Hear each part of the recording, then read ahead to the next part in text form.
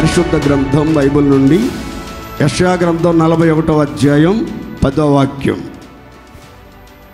బూదిగంతముల నుండి నేను పట్టుకొని దాని కొనల నుండి పిలుచుకొనిన వాడా, నీవు నా దాసుడవనియు నేను నిన్ను ఉపేక్షింపక ఏర్పరచుకొంటిననియు నేను నీతో చెప్పి ఉన్నాను. నీకు తోడై ఉన్నాను, భయపడకుము, నేను నీ దేవుడినై ఉన్నాను, దిగులు పడకము, నేను నిన్ను బలపరుతును. నీకు సహాయము చెయ్యవాడను నేనే, నీతి అను నా దక్షిణ హస్తముతో నిన్ను ఆదుకొందును. చివరి మాట, నీతి అను నా దక్షిణ హస్తముతో నిన్ను ఆదుకొందును. In English, I will uphold thee with the right hand of my righteousness. ఇక్కడ దక్షిణ హస్తము అన్న చోట కుడి చేతితో పట్టుకొని నిన్ను ఆదుకొందును అని పాత తర్జుమాలో, ఇంగ్లీష్ తర్జుమాలో రాయబడింది. ఈ సంవత్సరం అంతా హోసన్నా మినిస్ట్రీస్ నాయకులను, సేవకులను, పెద్దలను, వృద్ధులను, విశ్వాసులను, దేవుని ప్రియులైన వారందరినీ దేవుడు నీతితో నిండిన తన కుడి చేతితో పట్టుకుని ఆదుకొనుగాక. అందరూ సంతోషంగా చెప్పండి గట్టిగా ఆమేన్, ఆమేన్. జాగ్రత్తగా వినండి. కుడి చేతితో దేవుడు చేయబోతున్న 5 అద్భుతమైన కార్యాలు ఈ పూట నేను మీతో చెప్తాను. ఎవరి జీవితాల్లో అలాంటి కార్యాలు చేస్తాడో కూడా చెప్తాను ఈరోజు. అందరు జాగ్రత్తగా భయభక్తులతో వినాలి. బూదిగంతముల నుండి నేను పట్టుకొని దాని కొనల నుండి పిలుచుకొనినవాడా. దేవుడు మనందరినీ కూడా బూదిగంతముల నుండి పట్టుకొని దాని కొనల నుండి పిలుచుకున్నాడు. ఆయన దాసులము, దాసురాండ్రమైనటువంటి మనలందరినీ ఉపేక్షింపక, వదిలిపెట్టక, విడిచిపెట్టక, విసర్జించక ఏర్పరచుకున్నాడు. పిలిచాడు, ఏర్పరచుకున్నాడు. ఏర్పరచుకున్నటువంటి భక్తులతో ఈ రీతిగా మాట్లాడుతున్నాడు. నేను నీతో చెప్పి ఉన్నాను, నీకు తోడై ఉన్నాను, భయపడబాకండి, నేను మీ దేవుడనై ఉన్నాను, దిగులు పడబాకండి, నేను మిమ్మల్ని బలపరుస్తాను, నేను మీకు సహాయం చేయవాడను నేనే. నీతితో నిండిన నా కుడి చేతితో మీలో ఒక్కొక్కరిని ఆదుకొని, ఆదరించి, ఆశీర్వదించి, అద్భుతాలు జరిగించి, అందలము ఎక్కించి స్థిరపరుచుచున్నాను. విశ్వసించిన వాళ్ళంతా గట్టిగా చెప్పుకోండి హల్లెలూయా, హల్లెలూయా. దేవుడు తన అమూల్యమైనటువంటి కుడి చేతిని చాపి ఎవరిని ఆదుకుంటాడు, తన కుడి చేతితో ఎలాంటి గొప్ప కార్యాలు జరిగిస్తాడు, ఆయన కుడి చేతిలో ఉన్నటువంటి గొప్పతనం, మహత్యం, మహిమ ఎంత ఉన్నతమైనది అని మనం బైబిల్లో చదివితే, బైబిల్లో 2 ప్రాముఖ్యమైనటువంటి మాటలు మీకు కనబడతాయి. ఏమనంటే, నీ కుడి చేతిలో నిత్యము సుఖములు కలవు. ఆమేన్ చెప్పుకోండి గట్టిగా అందరూ. నీ కుడి చేతులు అంటే దేవుని కుడి చేతిలోనట నిత్యము సుఖాలు, నిత్యము సంతోషాలు, నిత్యము ఆనందాలు, నిత్యము విందులు, వినోదాలు, సమృద్ధి అయినటువంటి దీవెనలు ఆయన కుడి చేతిలో ఉన్నాయట. అందుకని సర్వజీవుల కన్నులు ఆయన కుడి చేతి వైపు చూస్తూ ఉన్నాయట. ఆయన గుప్పిలు విప్పి సర్వజీవుల కోరికలు తృప్తిపరుచుచూ ఉన్నాడు. దేవుని స్తోత్ర. ఈ 2024 సంవత్సరంలో నా దేవుడు నీతితో నిండిన నిత్య సుఖములతో, సంతోషములతో, భాగ్యములతో, వరములతో, ఫలములతో నిండినటువంటి ఆయన కుడి చేతిని విప్పి మీ జీవితాల్లో మీ కోరికలన్నీ తృప్తిపరచునుగాక. మరో చోట రాయబడింది, దాని కుడి చేతిలో దీర్ఘాయువు కలదు. దాని కుడి చేతిలో ఏముందట? దాని అంటే అక్కడ జ్ఞానాన్ని గురించినటువంటి వివరాలు వివరిస్తున్నాడు మహాజ్ఞాని సొలొమోను. జ్ఞానము అంటే ఏమిటి అని అంటే 1 కొరింథీ 1:31 ఈ రీతిగా రాయబడింది, ఆయన నీతి, జ్ఞానము, విమోచన, పరిశుద్ధత ఆయను. ఎవరు? యేసు క్రీస్తు మనందరి కోసం ఎలా ఉన్నాడంటే నీతి, విమోచన, జ్ఞానము, పరిశుద్ధత అని రాయబడింది. యేసయ్యకున్నటువంటి పేర్లలో ఒక ప్రత్యేకమైన పేరు జ్ఞానము. అందరు చెప్పండి గట్టిగా, జ్ఞానం. ఆయన పేరే జ్ఞానం.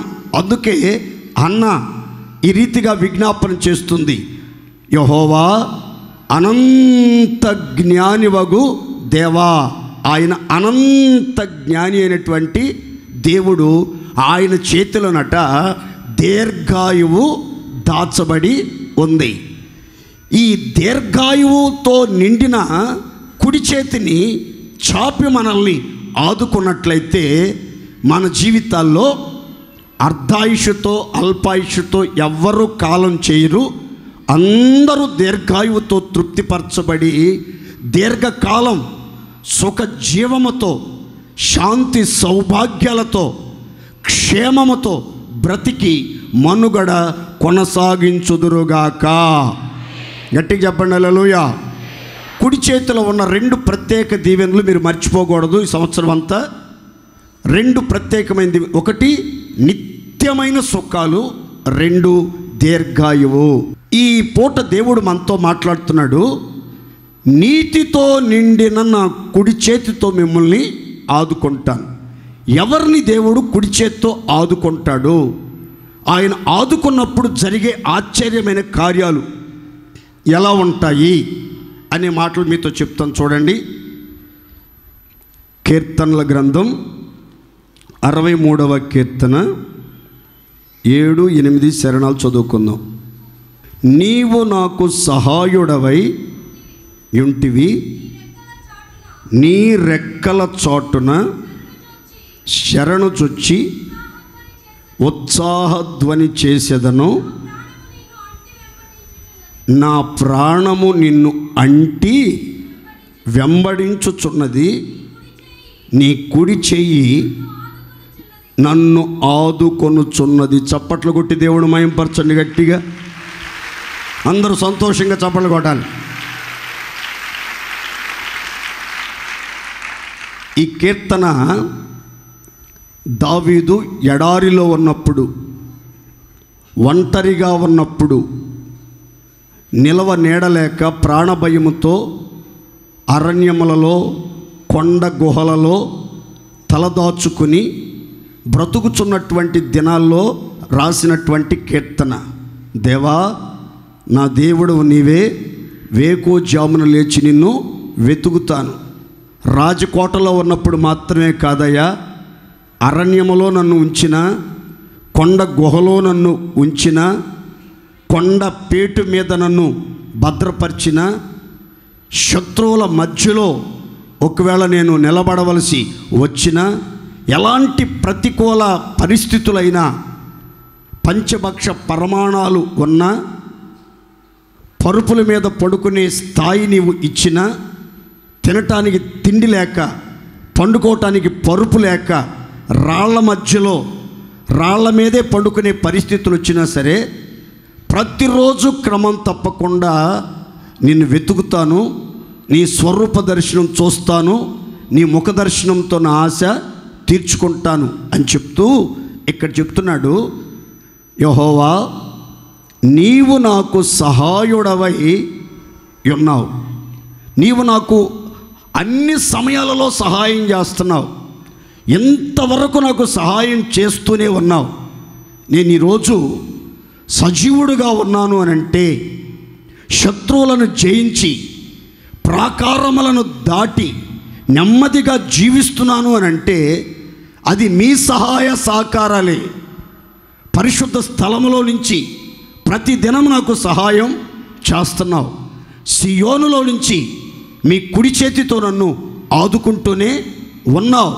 అందుకని నీ రెక్కల చోటున శరణుజొచ్చి ఉత్సాహధ్వని చేస్తాను. ఆనంద గానాలతో కీర్తనలు పాడి మిమ్మల్ని మహిమపరుస్తాను. ప్రాణమున్నంత వరకు బలమైన ఘనమైన మీ నామాన్ని కీర్తిస్తాను, భజిస్తాను, ఘనపరుస్తాను అని చెప్తూ ఒక చక్కని మాట చెప్తున్నాడు. ఏమనంటే, నా ప్రాణము నిన్ను అంటి వెంబడించుచూ ఉన్నది, నీ కుడి చెయ్యి నన్ను ఆదుకొనుచూ ఉన్నది. దేవుని స్తోత్ర. మీరందరూ ఆశపడ్డారు, పెద్ద పెద్ద కేకలేశారు వాగ్దానం చూడగానే. దేవుని దక్షిణ హస్తం, దేవుని కుడి చెయ్యి మనల్ని ఆదుకోబోతుంది, మన ఆశలు తీర్చబోతుంది, మనం సిగ్గుపడాల్సిన అవసరం లేదు అని అందరూ సంతోషగానాలతో కేకలేశారు. అయితే దేవుని కుడి చెయ్యి, దేవుని దక్షిణ హస్తం మిమ్మల్ని ఆదుకోవాలి, మీకు సహాయం చెయ్యాలి. మీరు ఉత్సాహంతో ఆయన్ని కీర్తించి ఆయన రెక్కల చోటున శరణుచొచ్చి ఆయుష్కాలం అంతా ఆనందగానం చెయ్యాలి అని అంటే, మీ జీవితాల్లో మీరు చేయాల్సిన ఒక కార్యం ఇక్కడ కనబడుతుంది.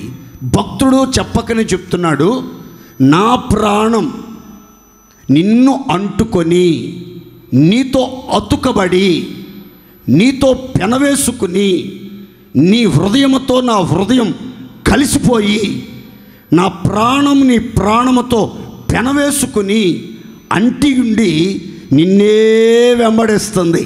అందుకని నువ్వేం చేస్తున్నావంటే, నీ కుడి చెయ్యి చాపి అన్ని సమయాలలో నన్ను ఆదుకొనుచూ ఉన్నావు. దేవుని స్తోత్ర. తీర్మానం చేసుకోవాలి. ఏమనంటే, నా ప్రాణము నిన్నే అంటి వెంబడించున్నట్లుగా సహాయం చెయ్యండి. నా ప్రాణం నిన్ను అంటుకొని ఉండాలి, నిన్ను వెంబడించాలి. నా ప్రాణం నీ ప్రాణంతో పెనవేసుకోవాలి. నా హృదయం నీ హృదయంతో కలిసిపోవాలి. నా ఆత్మ మీ ఆత్మతో ఏకమైపోవాలి. అలా పెనవేసుకుని కలిసిపోయి ఏకమై జీవించే ఒక ధన్యకరమైన జీవితం నిన్ను వెంబడించేటట్లుగా, నీవు నడిపించే మార్గాలలో ఆఖరి శ్వాస వరకు ఆశతో నడిచేటట్లుగా, కుడి ఎడమ తొలగిపోకుండా, కుడి ఎడమ తొట్టిల్లకుండా, వెనకంజ వేయకుండా, బుద్ధి జ్ఞానము లేని గుర్రము వలెనైనను కంచెర గాడిద వలెనైనను ఉండకుండా నిన్ను మాత్రమే వెంబడించాలి, నిన్ను మాత్రమే అనుసరించాలి. నీ అడుగు జాడల్లో నేను నడుస్తాను స్వామి, అట్టి కృప నాకు ప్రసాదించండి అని మనం ప్రార్థన చేసుకోవాలి తప్పనిసరిగా. ఒక కీర్తనలో భక్తుడు అంటాడు, నా ప్రాణము మంటిని అంటి ఉన్నది. దేన్ని అంటి ఉందట? కొందరు ఈ ప్రాణాలు మంటిని అంటుకుని మృతుల లోకానికి చేరువైపోతున్నాయి. వాళ్ళు మౌన స్థితిలోనికి దిగజారిపోతారు. అందుకని భక్తుడు అంటాడు, మృతులు నీకు కృతజ్ఞతాస్తుతులు చెల్లించరు, మౌన స్థితిలోనికి దిగిపోవు వారు నిన్ను స్తుతించలేరు. మన్ను నిన్ను స్తుతించునా? మృతులు నీకు కృతజ్ఞతాస్తుతులు చెల్లించదరా అని అంటాడు. అంటే మంటిని అంటుకున్నవారు దేవుణ్ణి స్తుతించలేరు, దేవునికి కృతజ్ఞతాస్తుతులు చెల్లించలేరు. దేవుని కార్యాలను తలంచి ఆయన్ని స్మరించి ఆయన్ను ఆరాధించలేరు. అయితే ఎవరి ప్రాణం, ఎవరి హృదయం, ఎవరి జీవితం ప్రభువుని అంటుకొని ప్రభువుతో అతకబడి ప్రభువుతో కలిసికొని ప్రభువుని మాత్రమే వెంబడిస్తూ ఉంటుందో వారి జీవితాల్లో దేవుని కుడి చెయ్యి అన్ని సమయాలలో, ఆపదల్లోనైనా, అవసరతలలోనైనా, ఆశలు నెరవేర్చడంలోనైనా, సహాయం చేయటంలోనైనా, పోషించడంలోనైనా, బలపరచడంలోనైనా, కాపాడటంలోనైనా, నీడగా ఉండి నడిపించడంలోనైనా, దారి చూపించే విషయంలోనైనా, అన్ని విషయాల్లో ఆయన చెయ్యి మిమ్మల్ని ఆదుకోవాలంటే మీ ప్రాణం దేవునిని మాత్రమే అంటుకొని ఆయన మాత్రమే వెంబడించునుగాక. కొందరి ప్రాణాలేమో మంటిని అంటుకున్నాయట. ఈ భక్తుడేమో నా ప్రాణం అయితే నిన్నే అంటుకుని వెంబడిస్తుంది అంటున్నాడు. మంటిని అంటుకోవటం అంటే ఏంటి అని అంటే, ఇంకో కోణంలో మనం ఆలోచిస్తే భూ సంబంధమైనటువంటి స్థితిలోనికి దిగజారిపోవటం. మనం ఎవరో మరి ఆత్మ సంబంధులం. మనం క్రీస్తుతో కూడా లేపబడిన వారమైతే,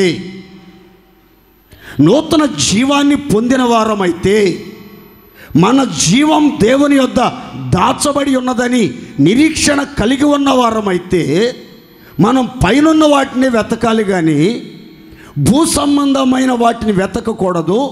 భూ సంబంధమైన వాటి మీద మన మనసు పెట్టకూడదు.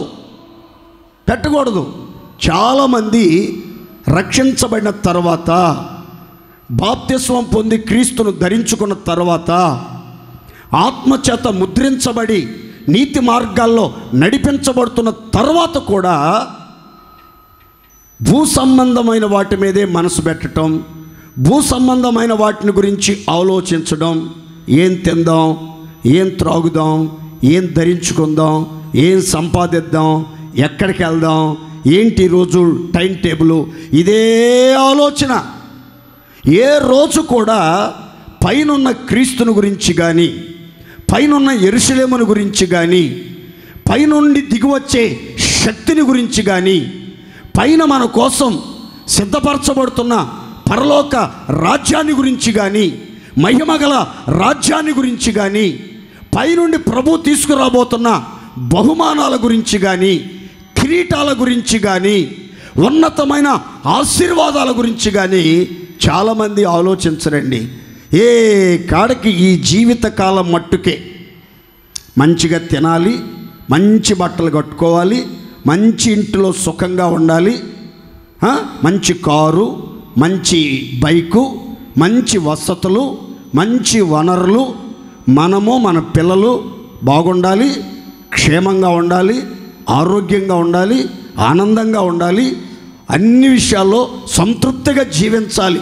ఈ జీవిత కాలము మట్టుకు మాత్రమే క్రీస్తు యేసునందు నిరీక్షణ ఉంచి మంటిని అంటుకొని బ్రతుకుతున్నారు కొంతమంది. కానీ దేవుని పిల్లలమైనటువంటి మనం పైనున్న వాటి మీద దృష్టి నిలిపి పరసంబంధమైన వాటిని గూర్చి ఆలోచన కలిగి నడిపించబడుతూ మన ప్రాణాత్మ దేహాలతో ప్రభువుని అంటుకొని హత్తుకొని ఆయన్ని వెంబడిస్తూ ఉన్నట్లయితే ఖచ్చితంగా దేవుని కుడి చెయ్యి మీ మీదకి వస్తుంది. మీలో ఒక్కొక్కరిని ఆదుకొని అద్భుతాలు చెయ్యునుగాక. విశ్వాసంతో చెప్పుకోండి గట్టిగా హల్లెలూయా. నేను నమ్ముతున్నాను ఖచ్చితంగా దేవుని కుడి చెయ్యి మీలో ఒక్కొక్కరిని ఈ సంవత్సరం అంతా అన్ని సమయాలలో ఆదుకొని ఆదరించి ఆశీర్వదించునుగాక. ఆశ్చర్యకరమైన సహాయం చెయ్యునుగాక. మీరంతా ఆయన రెక్కల నీడను శరణజొచ్చి ఉత్సాహ ధ్వనులతో కృతజ్ఞతాస్తుతులు చెల్లించుచు ఆయుష్కాల దినములన్నిట ఆయన కృపలో పరవశించుదురుగాక. ప్రియమైన దేవుని పిల్లలారా, మీరు ప్రతిరోజు మిమ్మల్ని మీరు స్వపరీక్ష చేసుకోవాలి. నా ప్రాణం ప్రభువునే అంటి ఉన్నదా, రక్షకుడినే అంటి ఉన్నదా, ఆయన్నే వెంబడిస్తుందా, లేకపోతే లోకాన్ని, మనుష్యులను, దేవుని త్రోవ నుంచి తొలగిపోయి సాతానును వెంబడించే గుంపులో నేను ఉన్నానా అని స్వపరీక్ష చేసుకుని నీతి మార్గాలలో దేవుని అడుగుజాడలను వెంబడిస్తూ అన్ని విషయాలలో ఆయనతో అంటుకట్టబడిన వారమై ఉండాలి. అందుకని యేసు ప్రభు చెప్తారు, నాకు వేరుగా ఉండి మీరేమియో, చెప్పాలి గట్టిగా, ఏమియో నాలో ఉన్నంత వరకే, నాతో అంటుకట్టబడి ఉన్నంత వరకే మీరు పచ్చగా ఉంటారు, జీవముతో ఉంటారు, కళకళలాడుతూ ఉంటారు, పుష్పిస్తారు, సువాసనలు వ్యాపిస్తూ ఉంటారు, ఫలభరితంగా అత్యంత ఆశీర్వాదకరంగా మార్చబడతారు. కానీ నాలో నుంచి వేరయ్యారంటే మీరు ఎండిపోతారు, వాడిపోతారు, ఆ తర్వాత అగ్నిలో కాల్చబడతారు అని చెప్పాడు. కనుక యేసయ్యతో మనం అంటు కట్టబడి అతకబడి ఆయన్ని వెంబడించామనుకోండి, ఆయనలో నుండి వచ్చే సకలమైనటువంటి జీవ కణాలు మనలోనికి ప్రసరిస్తాయి, సమృద్ధి అయినటువంటి ఆశీస్సులు మనలోనికి ప్రవహిస్తాయి.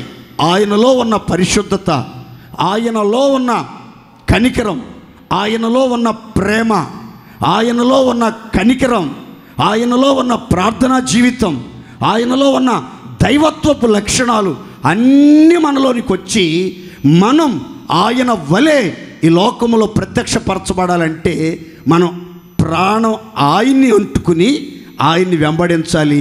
అప్పుడు ఆయన కుడి చెయ్యి మనలను ఆదుకొని ఆశ్చర్యకరమైన సహాయం చేసి ఆదరించి నవజీవన మార్గాలలో నడిపించునుగాక. దేవుని యొక్క కుడి చెయ్యి చేసే అద్భుతమైనటువంటి కార్యాల్లో మొదటి కార్యం, ఆయన కుడి చెయ్యి మనలను ఆదుకుంటుంది. చెప్పండి అందరు గట్టిగా, ఆయన కుడి చెయ్యి మనల్ని ఆదుకుంటుంది. దావీదు ఎక్కడ ఈ కీర్తన రాశాడు? అరణ్యములో, ఎడారిలో, వసతులు వనరులు లేనటువంటి కష్ట క్లిష్ట పరిస్థితులలో దిక్కుమాలిన జీవితం అనుభవించుతూ ఉన్నటువంటి పరిస్థితిలో ఈ కీర్తన రాశాడు. నేను ఎలాంటి స్థితిలో ఉన్నా నిన్ను వెతుకుతున్నాను, నా ప్రాణం నీతోనే కలిసిపోయింది కాబట్టి నీ కుడి చెయ్యి నన్ను ఆదుకొని నా అవసరాలన్నీ తీర్చి నన్ను పోషిస్తుంది, నన్ను కాపాడుతుంది, నాకు నీడనిస్తుంది, నాకు ఆధారమై ఉంది. కనుక నేను చాలా ఉత్సాహంగా ఉన్నాను. నేను మాటి మాటికి నీ చేతి నీడలోకి వచ్చి, నీ కుడి చేతి నీడలోకి వచ్చి ఉత్సాహంతో ఉల్లాసంతో గంతులేస్తున్నాను. ఒరే ఏముందనరా గంతులేస్తానికే? రాజ్యం పోయా, సైన్యం పోయా, అధికారం పోయా, సింహాసనం పోయా, కిరీటాలు పోయా, పంచభక్ష పరమాణాలు దూరమైనవి, గనులు మంత్రులు దూరమయ్యారు, అంత దూరమయ్యారు. ప్రాణభయంతో తల్లడిల్లిపోతా ఈ అరణ్యంలో కొండగుహలో చేరి ఉత్సాహధ్వని ఉత్సాహధ్వని అంటావేంట్రా అని అంటే ఆయన అంటాడు, అన్ని దూరం అయిపోయినా పర్లేదు కానీ దేవుని కుడి చెయ్యి నాకు తోడుగా ఉంది, అదే నాకు చాలు.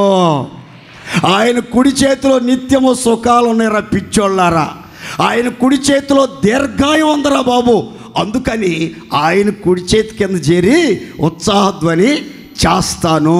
దేవుని స్తోత్ర. దావీదు ఎంతకాలం బతికాడో తెలుసండి? దావీదు ఎంతకాలం బతికాడో తెలుసా? బైబిల్ చెప్తుంది, దావీదట ఐశ్వర్య ప్రభావములు గలవాడై మంచి ముదిమి యందు మరణమొందెను. దేవునికి స్తోత్ర. మంచి ముదిమి అంటే నిండు వృద్ధాప్యం, పూర్తిగా పండిపోయిన తర్వాత ఆ పండిపోయే స్థితిలో ఒక మాట అతనికి రాయబడింది, ఐశ్వర్య ప్రభావములు కలిగిన వాడై, ధనధాన్య సమృద్ధి కలిగిన వాడై, తేజస్సు కలిగిన వాడై అతడట మంచి ముదిమిలో ఆనందంగా విశ్రమించినట్లుగా బైబిల్ గ్రంథం చెప్తుంది. కారణం ఏంటంటే దావీదు జీవితకాలం అంతా కూడా దేవుని కుడి చేతి నీడలో ఉత్సాహధ్వని చేశాడు. దేవుని కుడి చెయ్యి దావీదుని ఆదుకుంటా వచ్చింది. దేవుని కుడి చెయ్యి దావీదుని కప్పుతా వచ్చింది. దేవుని కుడి చెయ్యి దావీదుని పోషిస్తూ వచ్చింది. దేవుని కుడి చెయ్యి దావీదుకి మార్గం చూపిస్తా వచ్చింది. కనుక ఆ కుడి చేతిలో ఉన్నటువంటి ఆశీర్వాదాలు పొందిన దావీదు దేవుని రెక్కల నీడలో ఆయన సహాయం పొంది ఉత్సాహధ్వని చేశాడు. మీరు కూడా ఎన్ని ఉన్నా లేకున్నా ఆయన కుడి చెయ్యి చాపితే చాలు అని మీరు కోరుకోండి. ఖచ్చితంగా ఈ సంవత్సరం అంతా మీ ఆయుష్కాల దినములన్నిట నా దేవుని కుడి చెయ్యి మీ మీద చాపబడి మీలో ఒక్కొక్కరిని ఆదుకొనుగాక. రెండో మాట చెప్తాను, జాగ్రత్తగా. కుడి చెయ్యి చేయు కార్యాలు. ఎప్పుడు కుడి చెయ్యి అలాంటి కార్యాలు చేస్తుందో కూడా చక్కని వివరణ ఈరోజు మీతో చెప్పాలని కోరుకుంటున్నాను. ప్రకటన గ్రంథం 1వ అధ్యాయము 17-18 వాక్యాలు. నేను ఆయనను చూడగానే చచ్చిన వాని వలె ఆయన పాదముల యొద్ద పడి తిని, ఆయన తన కుడి చేతిని నా మీద ఉంచి నాతో ఇట్లనెను, భయపడకుము, నేను మొదటివాడను కడపటివాడను జీవించువాడను. మృతుడనైతిని గాని ఇదిగో యుగయుగములు సజీవుడనై ఉన్నాను, మరియు మరణము యొక్కయు పాతాళ లోకము యొక్కయు తాళపు చెవులు నా స్వాధీనములో ఉన్నాయి. ఇక్కడ రాసిన మాట చెప్తాను చూడండి. నేను ఆయన్ను చూడగానే పద్మాసు దీవిలో పరవాసిగా ఉన్నాడు. యేసు చేత అపరిమితంగా ప్రేమించబడిన శిష్యుడు యోహోను. ఈ యోహోను పద్మాసు ద్వీపములో పరవాసిగా ఒంటరిగా ఉన్నప్పుడు ప్రార్థన చేస్తూ పరవశం చెందినప్పుడు ఒక ప్రత్యేకమైనటువంటి దివ్య దర్శనం అతని కన్నుల ఎదుట ప్రత్యక్షమైంది. ఏంటా దర్శనం అని అంటే, మనుష్య కుమారుని పోలిన ఒక మనుష్యుణ్ణి కళ్ళారా చూశాడు. ఆ యొక్క వ్యక్తి యొక్క స్వరూపం ఎలా ఉందో వివరిస్తున్నాడు అక్కడ. పైనుంచి పాదాల మట్టుకు దిగుచున్నటువంటి తెల్లని వస్త్రం ధరించుకున్నాడు. తెల్లని వస్త్రం మాత్రమే అతనికి కనబడుతుంది. ఈ రొమ్ము భాగాన బంగారు దట్టి ఒకటి కట్టబడి ఉంది. ఆయన తల వెంట్రుకలు తెల్లని ఉన్నిని పోలినవై ధవళము వలె దగదగ దగ దగ దగ దగ దగ దగ మెరుస్తూ కనబడతా ఉన్నాయి. ఆయన పాదాలు పుటము వేయబడి మెరయుచున్న అపరంజిని పోలినవై ఉన్నాయి. ఆయన ముఖవర్చస్సు మహా తేజస్సుతో ప్రకాశించుచున్నటువంటి సూర్యగోళాన్ని పోలి ప్రకాశవంతంగా కనబడుతుంది. ఆయన నోట్లో 2 అంచులు కలిగినటువంటి ఖడ్గం ఒకటి కనబడుతుంది. ఆయన నోటి మాటల యొక్క ధ్వని విస్తార జల ప్రవాహాల ధ్వనిలాగా వినబడతా ఉన్నట్లుగా ఇతడు చూశాడు. చూడండి, ఎప్పుడైతే ఈ స్వరూప దర్శనం చూశాడో, ఈ మహిమ కలిగిన దర్శనం చూశాడో, యోహోను ఏం చేశాడంటే చచ్చిన వాడిలాగా, జీవమే లేని వాని వలె మారిపోయి ఆయన పాదాల మీద పడిపోయాడు. దేవుని స్తోత్ర. ఎక్కడ పడిపోయాడు? ఆయన పాదాల మీద పడిపోయాడు. ఇక్కడ జాగ్రత్తగా వినాలి. ఆయన పాదాలు ఎలా ఉన్నాయి అని రాస్తుందంటే, అపరంజిని మెర్రయుచున్న అపరంజిని పోలి ఉన్నాయి. పుటము వేయబడి మెర్రయుచున్న అపరంజి అంటే అర్థం ఏంటంటే బంగారం. చెప్పండి గట్టిగా. అపరంజి అన్న, పుత్తడి అన్న, సువర్ణం అన్న, గోల్డ్ అన్న బంగారం అని అర్థం. ఆయన పాదాలన్నీ పుటము వేయబడి మెరుస్తూ ఉన్నటువంటి బంగారంతో ఉన్నాయి. ఆ బంగారు పాదాల మీద ఆయన పై వస్త్రం పాదాల మీద వరకు దిగింది. ఆ వస్త్రపు చెంగులు అతన్ని తాకేటట్లుగా ఆ బంగారు పాదాలను అతను పట్టుకుని ఆ పాదాల మీద చచ్చినోళ్ళలాగా పడిపోయాడు.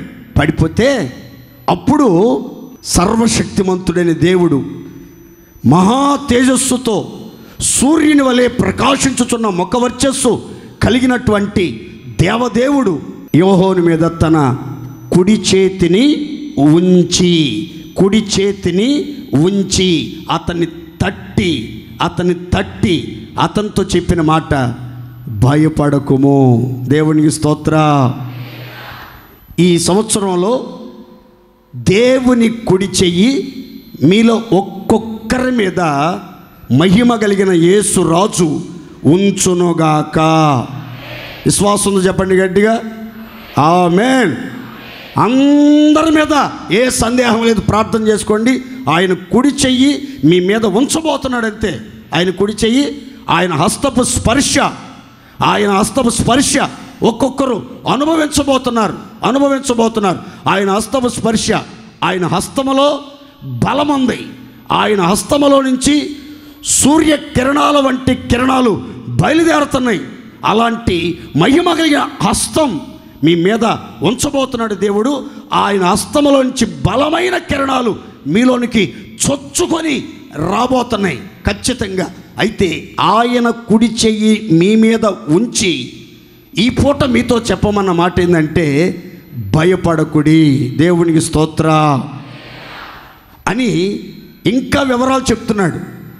ఎందుకు భయపడవద్దో తెలుసా? నువ్వు, నేను మొదటి వాడను, నేను కడపటి వాడను, నేను జీవించుచున్నాను, నేను మృతుడనైతిని కానీ నేను యుగయుగాలు సజీవుడనై సంచరించుచూ ఉన్నాను. దేవుని స్తోత్ర. మరణము యొక్కయో పాతాళ లోకము యొక్కయో తాళపు చెవులు నా స్వాధీనములో ఉన్నాయి. ఒకడు మరణించాలన్నా, ఒకడు పాతాళ కోపములోనికి వెళ్ళాలన్నా అది నా వశం. పాతాళ కోపములోంచి వెలుపలికి రప్పించాలన్నా, మరణపు అంచులో నుంచి బ్రతికించాలన్నా నేను చేయగలను. నేను సర్వాధికారిని, నేను జీవించుచున్న జీవాధిపతి అయిన దేవుడను నేను. భయపడబాకు. నేను జీవించుచున్నాను గనుక నీవును జీవించదవు. దేవునికి స్తోత్ర. మన యేసయ్య మరణము లేనివాడు గనుక మనం కూడా మరణము లేని జీవితం జీవించుదముగాక. గట్టిగా చెప్పండి హల్లెలూయా.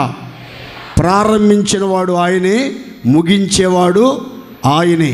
కనుక ఈ సంగతి మీరు గుర్తుపట్టాలి. ప్రారంభించింది ఎవరో? ఆయన. ముగించేది ఎవరో? ఆయన. కాబట్టి ఆయన చెప్తున్నాడు, భయపడబాకు. నా కుడి చెయ్యి నీ మీద ఉంది. భయపడబాకు, నా కుడి చెయ్యి నీ మీద ఉంది. నీవు జీవిస్తావు, నీవు బ్రతుకుతావు. నువ్వు అనేక సంగతులు చూడబోతున్నావు, ఇంకా అనేక సంగతులు చూడబోతున్నావు. వర్తమాన భూత భవిష్యత్ కాలములలో సంభవించబోయే అనేక సంగతులు నీకు బయలుపరుస్తాను. నేను సర్వాధికారి అయిన దేవుడను, ప్రభువుని అని తన మహిమను వెల్లడిపరిచినట్లుగా బైబిల్ చెప్తుంది. నాకు చాలా చాలా నచ్చిన మాట పరమగీతంలో, నేను పద్మములు ఉన్న చోట పుట్టిన దానను, నేను నా ప్రియుని దానను, నా ప్రియుడు నావాడు. షోలమీతి తన వ్యక్తిగత అనుభూతిని చెప్తుంది. నేను నా సొత్తు కాదు, నేను విలువ పెట్టి కొనబడిన దానను, నేను నా ప్రియునికే సొంతం. నా కోసం ప్రాణం పెట్టి రక్తం కార్చి చనిపోయి సమాధిలో పెట్టబడి తిరిగి లేచిన నా ప్రియునికే నా జీవితం సొంతం, అంకితం. నా ప్రియుడు కూడా నాకే సొంతం. అమ్మో, ప్రియుని మీద ఎంత అధికారం, ఎంత హక్కు, ఎంత ధీమాతో మాట్లాడుతుందో చూడండి. నా ప్రియుని దానను నేను ఎవరిని అనుకుంటున్నారు? నేను ఎవరు అనుకుంటున్నారు? మీరు అనామకురాలు అనుకుంటున్నారా? ఒంటరిదాన్ని అనుకుంటున్నారా? ఏకాకిని అనుకుంటున్నారా? దిక్కులేని దాన్ని అనుకుంటున్నారా? ఏ అధికారం, అండ, ఆధారం లేనిదాన్ని అనుకుంటున్నారా? మంది మార్బలం లేనిదాన్ని అనుకుంటున్నారా? బలం, బలగం లేనిదానని అనుకుంటున్నారా? నేనెవరో తెలిసిందంటే మీకు మామూలుగా ఉండదు మరి భయం. ఎవరమ్మా నువ్వు అట్ట మాట్లాడుతున్నావు? ఎవరు నువ్వు?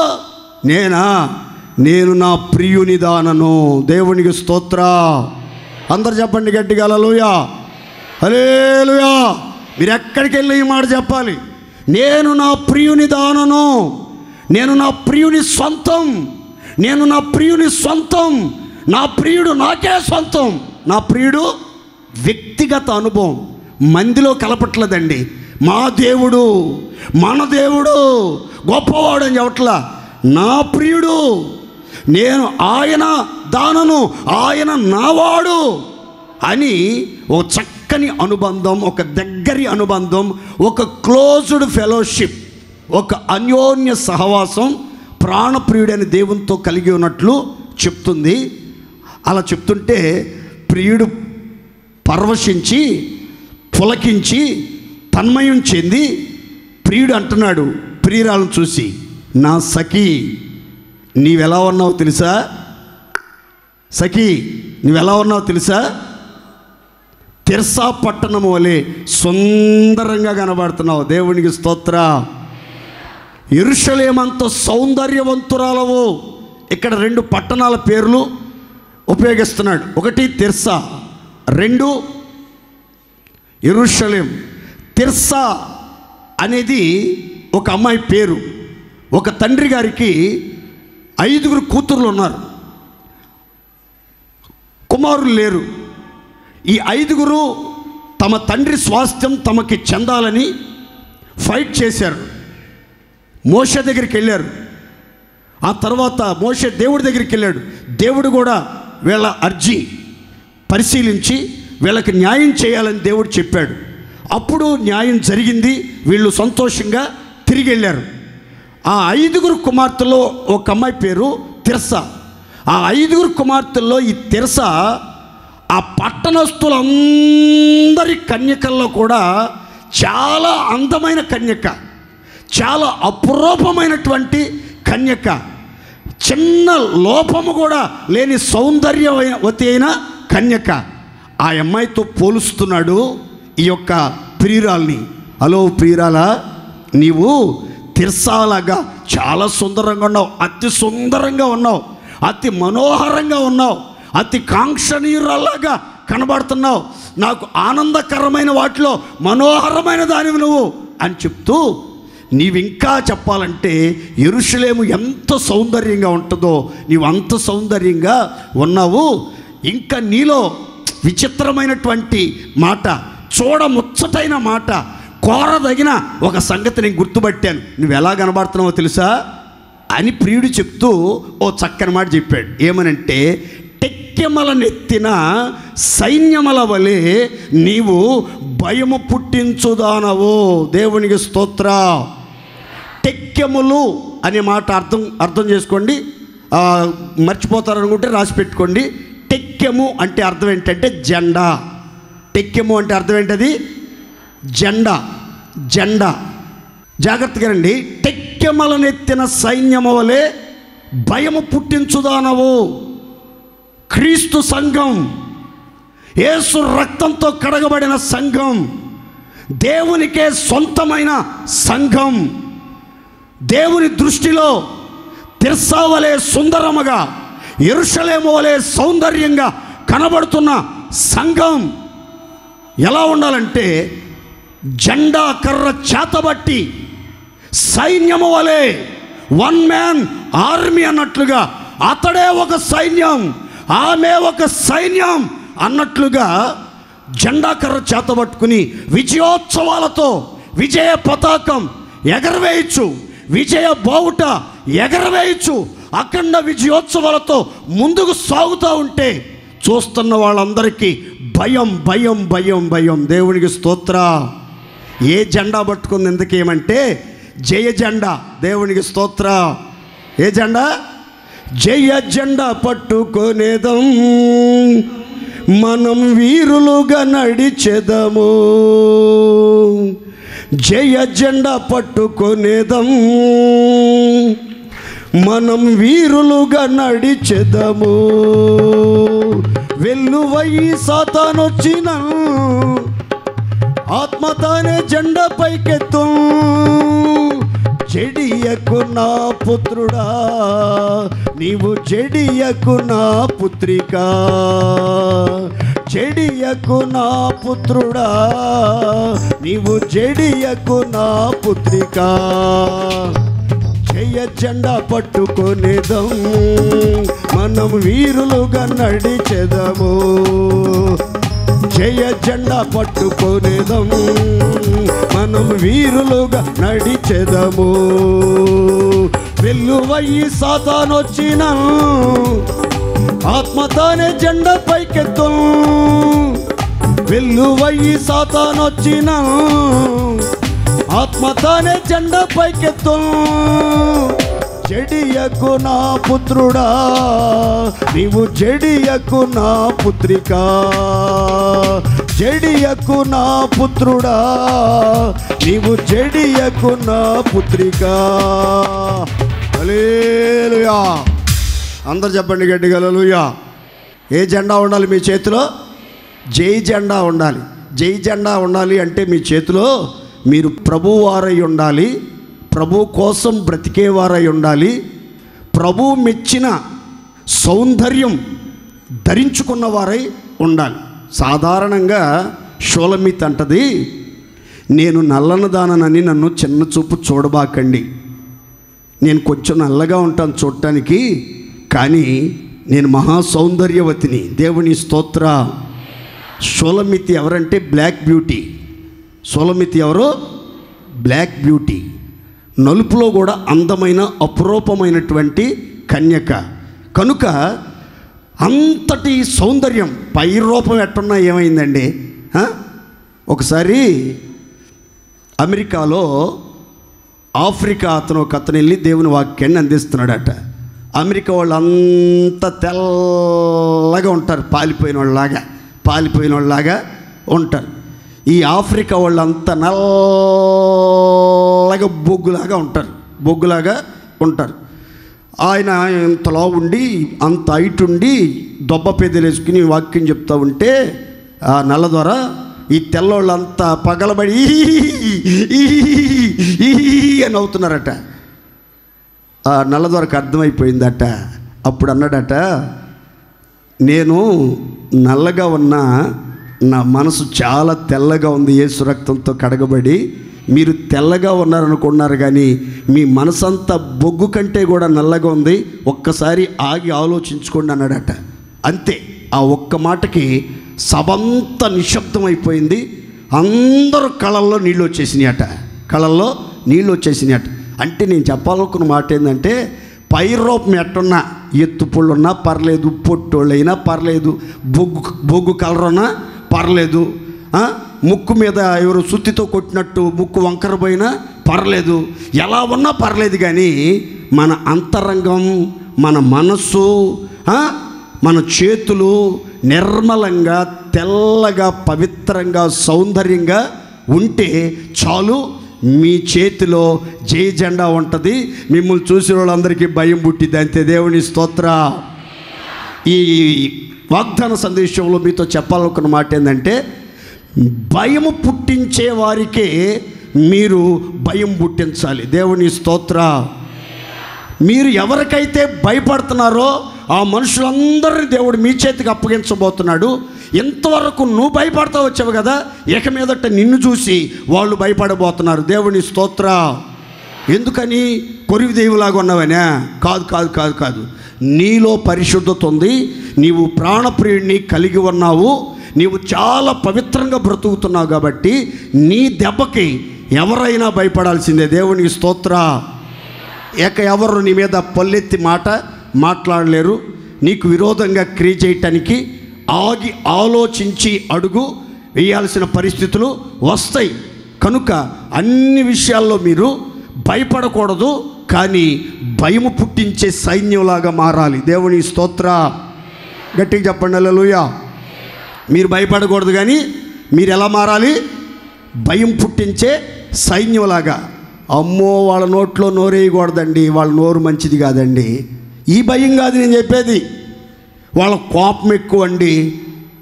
వాళ్ళ కోపం వస్తే వాళ్ళు ఏం మాట్లాడతారో, వాళ్ళు ఏం చేస్తారో వాళ్ళకే తెలియదండి. ఇలాంటి భయాలు కాదు.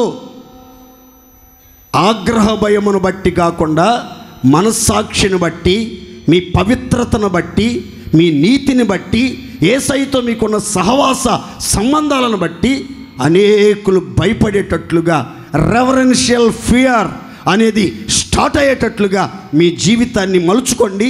మహిమగల గంభీరమైన కార్యాలు నా దేవుడు జరిగించునుగాక. బైబిల్లో 2 జంతువుల గురించి చెప్తాను, జాగ్రత్తగానండి. జంతువులు గొప్పయో మీరు గొప్పవాళ్ళో తెలిసిపోద్ది. ఒక జంతువు పేరు మకరం. ఏం పేరు?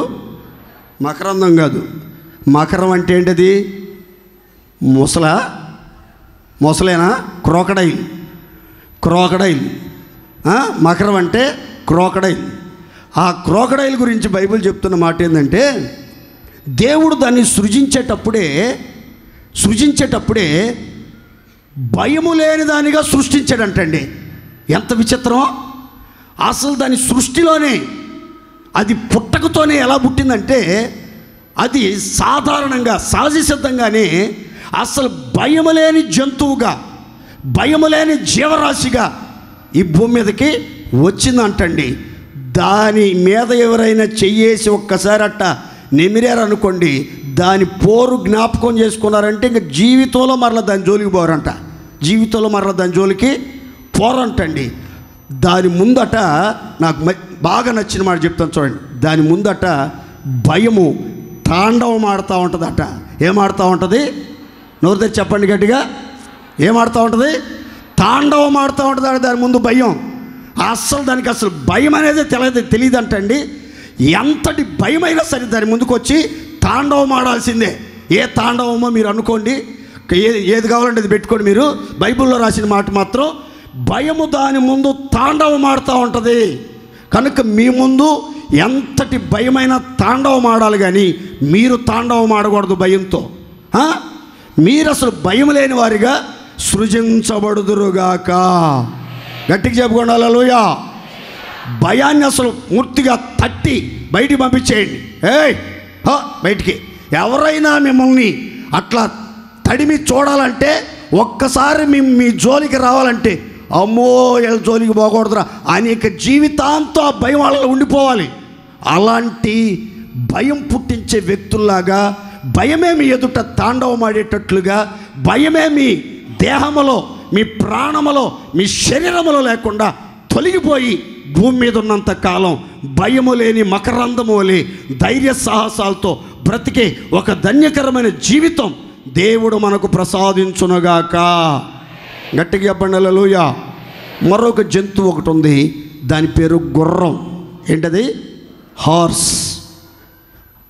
దీని గురించి బైబిల్ చెప్తుంది, భయం పుట్టించే దాన్ని అట ఇది వెక్కిరించి భీతిని ఉండకుండా ఉంటుందట. అది ఖడ్గాన్ని చూసి కూడా వెనక్కి తిరగదట. ఎవరైనా భయం పుట్టించడానికి దాని దగ్గరికి వెళ్ళి ఎక్కిలేసి వెళ్ళేసారనుకోండి, వాళ్ళని చూసి అది ఎక్కిరిచ్చిదట.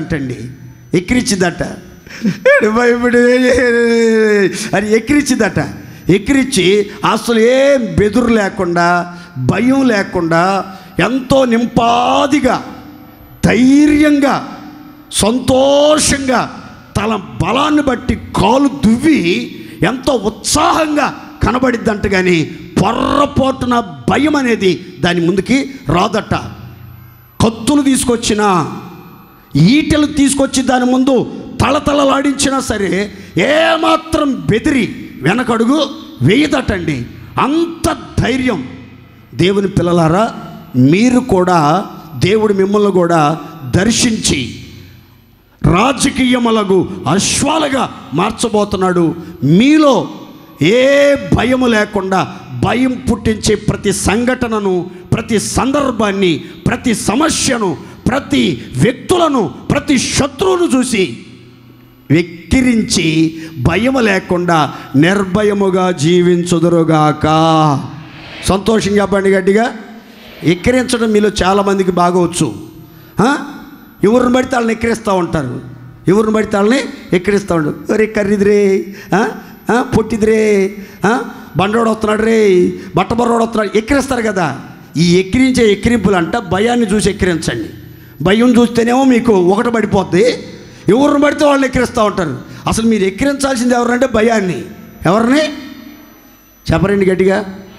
ఎవరిని ఎక్కిరించాలి? భయాన్ని ఎక్కిరించాలి. మీ దగ్గరికి ఎంత భయం వచ్చి ఎలాంటి సమయంలో, కొంతమందికి రాత్రిపూట ఒంటరిగా బాత్రూమ్కి వెళ్ళాలన్నా కానీ మామూలు భయం కాదు.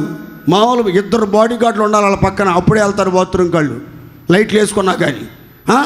అప్పుడు నువ్వు అనాలి, ఓయ్ నన్ను ఎందుకెట్ట ఎక్కిరిస్తావు, నా ముందు నువ్వు తాండవం ఆడాలేక నిన్ను ఎక్కిరిస్తున్నా, నన్ను భయం లేనివాడిగా, భయం లేని దానిగా నా దేవుడు సృష్టించాడు అని చెప్పుకోండి. దేవుడు మీ జీవితాల్లో గొప్ప కార్యం చేయబోతున్నాడు. దేవుని స్తోత్ర. మీరు భయం లేని వారిగా సృష్టించబడ్డారు. భయము మీ ఎదుట తాండవం ఆడబోతుంది. భయాన్ని మీరు ఎక్కిరించాలని అంటున్నాను కదా. ఎందుకు ఇన్ని మాటలు అంటే, ఆయన కుడి చెయ్యి మీ మీద ఉంచి మీతో చెప్తున్న మాట, భయపడకుము. దేవునికి స్తోత్ర. భయపడకుము. దేవునికి స్తోత్ర. ఎవరి చెయ్యి నీ మీద ఉంది? దేవుని కుడి చెయ్యి నీ మీద ఉన్నది. ఆ స్పర్శ మీరు అనుభవిస్తున్నప్పుడు, ఆ గ్రహింపు మీరు కలిగి ఉన్నప్పుడు మీరు దేనికి భయపడరు, ఎవరికి భయపడరు, ఏ సమస్యకి భయపడరు. అన్నిటిని ధైర్యంతో ఎదుర్కొని పోరాడి జయముతో జయ జెండా పట్టుకుని సైన్యము వలె సంచరించుదురుగాక. 3వ మాట, పరమగీతం 8:3. అతని ఎడమ చెయ్యి నా తల క్రిందనున్నది, అతని కుడి చెయ్యి నన్ను కౌగిలించుకొనుచున్నది. చప్పట్లు కొట్టి దేవుని మహిమపరచండి గట్టిగా. ఈ మాటలన్నీ చదువుతున్నప్పుడు నేను చాలా పరవశించాను, చాలా ఆనందించాను. ఆ తర్వాత ఈ ప్రసంగాన్ని సిద్ధపరిచాను. ఈ మాట చూడండి. ప్రియురాలు ప్రాణప్రియుడైన యేసును గూర్చి ఈ రీతిగా మాట్లాడుతుంది. నా ప్రియుని యొక్క ఎడమ చెయ్యి నా తల కింద ఉంచాడు, ఆయన కుడి చేతితో నన్ను కౌగిలించుకుని గుండెలకి హత్తుకొని ఆదరించి ధైర్యపరిచి ఊరట కలిగించి నన్ను ఉజ్జీవింపజేసి నాకు ఎక్కడ లేనటువంటి నెమ్మది, ధైర్యం, నిరీక్షణ కలిగేటట్లుగా, నా ఆశలన్నీ చిగురించేటట్లుగా ఆయన కుడి చేతితో నన్ను హత్తుకొన్నాడు. దేవునికి స్తోత్ర. దేవుని దక్షిణ హస్తం చాపబడుతుంది. దేవుని కుడి చెయ్యి మీ మీదకి రాబోతుంది. ఆయన కుడి చేతితో మిమ్మల్ని అందరినీ దేవుడు కౌగిలించుకుని ఆయన కౌగిలిలో భద్రంగా కాపాడునుగాక. సంతోషం చెప్పుకోండి గట్టిగా హల్లెలూయా. దేవుని యొక్క కౌగిలిలోనికి నీవు రావాలి. ఆయన కుడి చెయ్యి మిమ్మల్ని అందరినీ కౌగిలించుకోబోతుంది. ఆయన గుండెలకు దగ్గరగా, ఆయన శ్వాసకు దగ్గరగా నువ్వు చేరేటట్లుగా ఆయన కుడి చెయ్యి నిన్ను చేరదీసి హత్తుకోబోతుంది, కౌగిలించుకోబోతుందని బైబిల్ గ్రంథం చెప్తుంది. చూడండి, దేవుని యొక్క కుడి చెయ్యి ఎవరిని కౌగిలించుకుంటుంది? దేవుని కుడి చెయ్యి కౌగిలించుకున్నప్పుడు జరిగే కార్యాలు ఎలా ఉంటాయి?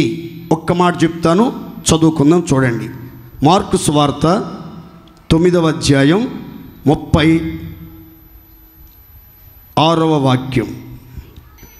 ఒక చిన్న బిడ్డను తీసుకొని వారి మధ్యను నిలువబెట్టి వానిని ఎత్తి కౌగిలించుకొని, తలలో పైకెత్తి చూడండి. ఈ సందర్భం చెప్తాను. ఎవరిని దేవుడు తన కుడి చేతితో ఎత్తుకొని కౌగిలించుకుంటాడు అనే సందర్భం చెప్తాను. తలపైకి చూస్తారా? యేసుక్రీస్తు శరీరధారిగా ఉన్న రోజుల్లో శిష్యులతో కలిసి ప్రయాణం చేస్తున్నాడు. వాళ్ళు కపెర్నహూము అనే ఒక ప్రాంతానికి వచ్చినప్పుడు శిష్యులలో ఒక వివాదం, ఒక కలహం, ఒక గొడవ ప్రారంభమైంది. మనలో ఎవడు గొప్పవాడు, మనలో ఎవడు గనుడు, ఎవడు ఉత్తముడు, ఎవడు పెద్దోడు అనే వివాదం మొదలైంది. పేతురు అంటాడు, ఒరేయ్ వయసులో మీ అందరికంటే పెద్దోండ్రా, నన్ను గౌరవించండిరా, నేనే గొప్పోండ్రా అంటాడు.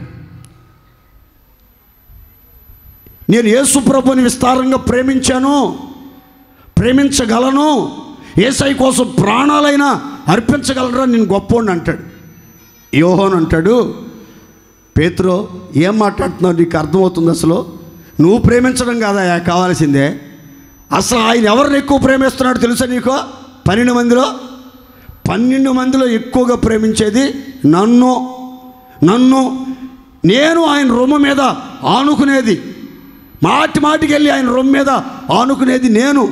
ఆయనకి నేనంటే వల్లమాలిన ప్రేమ, గాఢమైన ప్రేమ. అందుకని మీ అందరిలో నేనే గొప్పోడిని అంటాడు.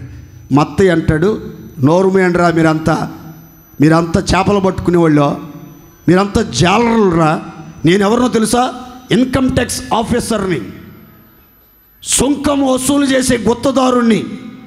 నేను ఉన్నత ఉద్యోగం వదిలిపెట్టి ఆయన వెంబడించాను కనుక చదువుకున్న వాడిని, సంస్కారం తెలిసిన వాడిని, ఉన్నత ఉద్యోగిని, ధనవంతుణ్ణి, బలవంతుణ్ణి, జ్ఞానవంతుణ్ణి కాబట్టి నేను గొప్పోడిని అన్నాడు. ఇలా ఎవడు గొప్పలోడు చెప్పుకుంటున్నాడు. ఈలోపు అందరి మధ్యలో నేను కూడా ఉన్నాను అన్నట్టుగా ఇస్కరియోతు యోధా వచ్చి అంటాడు, మీరంతా ఆపుతారా? అయిపోయింది మీ ప్రసంగం అంతా. అసలు డబ్బు సంచి ఎవరికి ఇచ్చాడు? నా చేతిలో ఉంది. అంటే నేను ఎంత నమ్మకస్తున్నైతే డబ్బు సంచి నాకు ఎవడు? రొట్టెలు కొనాలన్నా, బట్టలు కొనాలన్నా, పడవెక్కాలన్నా, పల్లకిలో ఊరేగాలన్నా డబ్బు తీసేది ఎవరు? నేను గొప్పోడురా బాబు మీ అందరికంటే అన్నాడు. ఆఖరికి దొంగోడు కూడా, దొంగ కూడా. ఇలా ఎవరికి వాళ్ళే ఒక వివాదాన్ని తెర మీదకి తీసుకొచ్చారు. యేసు ప్రభు విననట్టు, పట్టనట్లుగా ఉన్నాడు. వాళ్ళ ఇంట్లోకి వచ్చిన తర్వాత శిష్యులను పిలిచి అడిగాడు, మార్గంలో వచ్చేటప్పుడు మీరేదో విషయమై వివాదాలు పెట్టుకున్నట్లుగా అనిపించింది నాకు, ఏంటి ఆ సమస్య అన్నారు. వాళ్ళంతా మౌనంగా ఉండిపోయారు. అప్పుడు యేసు ప్రభు ఒక పని చేశారు. వాళ్ళ మధ్యలోనికి ఒక చిన్న బిడ్డను నిలవబెట్టి ఆ బిడ్డను ఎత్తుకుని ఆ బిడ్డను కౌగిలించుకుని వాళ్ళతో చెప్తున్నాడు, మీలో ఎవడైతే గొప్పవాడిగా ఉండాలనుకుంటాడో, మొదటివాడిగా ఉండాలనుకుంటాడో వాడు అందరికంటే ఆఖరిలో ఉండాలి. అందరికీ పరిచారకుడై ఉండాలి. చూడండి జాగ్రత్తగా. ఇప్పుడు పరిచారకుడు అందరిలో గొప్పోడు, అందరిలో పేరు ప్రఖ్యాతులు పొందిన వాళ్ళుగా ఉండాలనుకున్న వాళ్ళు, ముందుగా ఉండాలనుకున్న వాళ్ళంతా చివరిలో ఉండాలట. మీకు ఇంకా వివరంగా అర్థమయ్యేటట్టు చెప్తాను చూడండి. గొప్పోళ్ళు అంతా ఏం చేయాలంటే, భోజనాలు జరుగుతున్నాయి అనుకోండి, ఉదాహరణకి భోజనాలు జరుగుతున్నాయి. భోజనాలు జరిగేటప్పుడు గొప్పోళ్ళంతా, పరిచారకులంతా ఏం చేయాలంటే ఆఖరిలో ఉండాలి. అందరికీ వడ్డించిన తర్వాత అందరు తిన్న తర్వాత మిగిలితే తినాలి, లేకపోతే లేదు. వాళ్ళు పరిచారకులు, వాళ్ళు గొప్పవాళ్ళు, వాళ్ళు అందరికంటే ముందు ఉండాల్సినటువంటి వ్యక్తులు. అలా కాకుండా మేము పరిచారకులము, మేము గొప్పవాళ్ళము, మేము ముందున్న వాళ్ళమి అని ముందే అందరికంటే ముందే వెళ్ళి పళ్ళెలు పగలగొట్టుకుని ఎంత కావాలో అంత వేసుకుని తిని మిగిలితే వెనకున్న వాళ్ళకి వేయటం, లేకపోతే లేదు. ఇలాంటి చేసేవాళ్ళు గొప్పోళ్ళు ఎట్లా అవుతారు? పరిచారకులు ఎట్లా అవుతారు? అసలు ఎలా ముందు స్థానంలోకి వస్తారు? ఇది నేను చెప్పిన మాట కాదు, యేసు ప్రభు చెప్పిన మాట. మీకు చెప్పిన సందర్భంలో పైన ఉంటుంది, చదువుకోండి. అక్కడ రాయబడిన మాట ఏంటంటే, ఒక చిన్న బిడ్డను ఎత్తుకొని కౌగిలించుకున్నట్లుగా వాళ్ళతో ఈ మాటలు చెప్తున్నట్లు బైబిల్ చెప్తుంది. అంటే ఇందులో నేను చెప్పాలనుకున్న చిన్న మాట ఏంటంటే, యేసయ్య తన కుడి చేతితో మనల్ని కౌగిలించుకోవాలి అని అంటే మనం ఎలా ఉండాలంటే చిన్న బిడ్డల వలె మార్పు చెందాలి. దేవునికి స్తోత్రం. అందరు చెప్పండి గట్టిగా హల్లెలూయా. ఎలా మారాలి? ఇంకో మాట గుర్తుపెట్టుకోండి. ఏంటంటే అందరికీ పరిచారకులంగా ఉండాలి. మనం అందరికీ పరిచారకులుగా ఉండాలి. అందరికీ కడపట ఉండాలి. మనం ప్రతి దాంట్లో నేను ముందు ఉండాలి, ప్రతి దాంట్లో నేను కనబడాలి అని ప్రత్యేకతను కోరుకోకూడదు. గొప్పోళ్ళు ఎప్పుడు ప్రత్యేకతను కోరుకోరు. అందరిలో కనబడాలని కోరుకోరు. మా పేరు వినబడాలి, మేము చేసే కార్యాలు తెలియాలి జనాలు కానీ కోరుకోరు అసలు ఎప్పుడు కూడా. ఇలా కోరుకున్నారంటే మీరు పెద్దోళ్ళు అయిపోయారు, గొప్పోళ్ళు అయిపోయారు, మీ ప్రతిఫలం ఆల్రెడీ పొందేశారు. మీరు ఆయన కుడి చేయి మిమ్మల్ని ఎత్తుకోదు, కౌగిలించుకోదు, ఎత్తి కొదేసిద్ది. కనుక దేవుని కుడి చేయి మిమ్మల్ని ఎత్తుకొని కౌగిలించుకోవాలని కోరుకుంటున్నారా? ఆయన చేత్తో మిమ్మల్ని ఎత్తి కొదయాలని కోరుకుంటున్నారా? చిన్న పిల్లల్లాగా మారాలండి. దేవుని స్తోత్రం చెప్పండి. చిన్న పిల్లల్లో కల్మషం ఉండదు, వేషధారణ ఉండదు, దుష్టత్వం ఉండదు, దూషణ మాటలు ఉండవు, మోసాలు ఉండవు, అక్రమాలు ఉండవు, అన్యాయం ఉండదు, కీడు చేయాలన్న తలంపులు ఉండవు. వాళ్ళ మనసు చాలా నిర్మలం, వాళ్ళ జీవితం చాలా తేటగా ఉంటుంది. అలాంటి తేట తెల్లమైన జీవితం ఎవరిలో ఉంటుందో వాళ్ళందరినీ సంవత్సరం అంతా నా దేవుడు తన కుడి చేతితో ఎత్తుకొని కౌగిలించుకొనుగాక. కౌగిలించుకున్న దేవుడు వదిలిపెట్టడండి. ఇంకొక మాట కూడా చెప్తాను, చదువుకుందాం చూడండి. 10:16 మార్కు సువార్త. ఆ బిడ్డలను ఎత్తి కౌగిలించుకొని వారి మీద చేతులుంచి ఆశీర్వదించెను. దేవునికి స్తోత్రం. ఎత్తుకోవటం మాత్రమే కాదు, కౌగిలించుకోవటం మాత్రమే కాదు, చేతులుంచి ఒక్కొక్కరిని నిండుగా నిజముగా ఆశీర్వదించునుగాక. సంవత్సరం అంతా దేవుని కుడి చెయ్యి మిమ్మల్ని ఎత్తుకుంటుంది, మిమ్మల్ని కౌగిలించుకుంటుంది, మిమ్మల్ని ఆశీర్వదిస్తుంది, మీ అవసరాలన్నీ తీరుస్తుంది.